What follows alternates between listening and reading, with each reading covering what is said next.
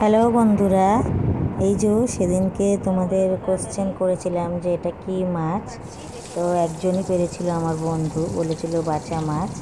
তো এই মাছটা খুব বড় হয়, মানে যেটা পিস পিস করা যায়, আবার এরম সাইজেরও হয়। এটা খুবই টেস্ট, মানে মাছটা হচ্ছে এক কাটার মাছ।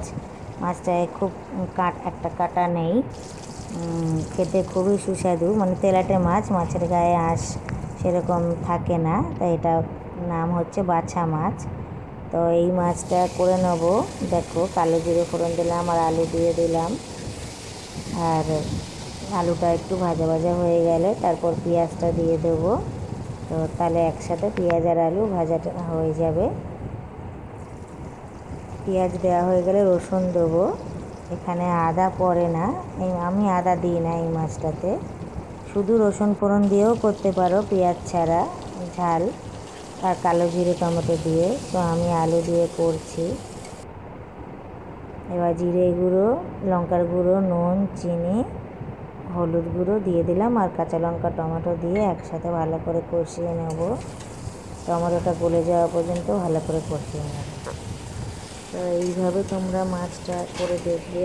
এই মাছটা খেতে খুবই সুস্বাদু লাগে। আমরাও আগে খেতাম না, কিন্তু এখন খাই, খুবই ভালো লাগে খেতে। তো তোমরা এনে দেখতে পারো। মানে বড় সাইজের মাছগুলো বেশি টেস্ট হয়। তো তোমরা একবার খেয়ে দেখবে এই মাছটা। অনেকেই জানে না এই মাছটার কথা, তো তোমরা দেখতে পারো। হয়ে গেছে কষানো, জল দিয়ে একটু ভালো করে কষিয়ে নেব।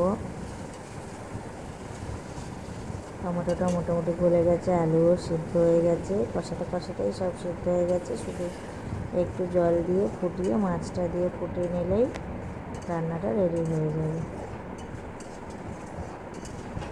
লাস্টে নামানোর সময় কটা কাঁচা লঙ্কা দিয়ে দেবো। কাঁচা লঙ্কাটা দিলে এই গন্ধটা ভালো লাগে। আমার রান্না তোমরা যারাই দেখেছো তোমরা জানো যে আমি নামানোর আগে একটু কাঁচা লঙ্কা দিই, ওটার কাঁচা লঙ্কার গন্ধটা খুব ভালো লাগে। বেশি জল দেব না, কারণ আলু পুরোপুরি সেদ্ধ, শুধু জাস্ট ফুটে উঠবে, তারপর মাছটা দিয়ে ফুটিয়ে নিলেই হয়ে যাবে। তাই ঝোল ফুটে গেছে, মাছ দিয়ে ফুটিয়ে নেবো। আর একটু ধনেপাতা দিয়ে দেবো। ফোটানোর সময় একটু ধনেপাতা আর কাঁচা লঙ্কা দিয়ে দেবো, আর গ্যাসটা অফ করে তারপর ধনেপাতা ছড়িয়ে দেবো। ফোটানোর সময় একটু দিই, গন্ধটা পুরো জ্বলে দেওয়ার জন্য। আর এই যে দেখা নামিয়ে বন্ধ করে একটু ধনেপাতার উপর দিয়ে ছড়িয়ে দিলাম। তো তোমরা একবার করে দেখতে পারো মাছটা এরকম করে।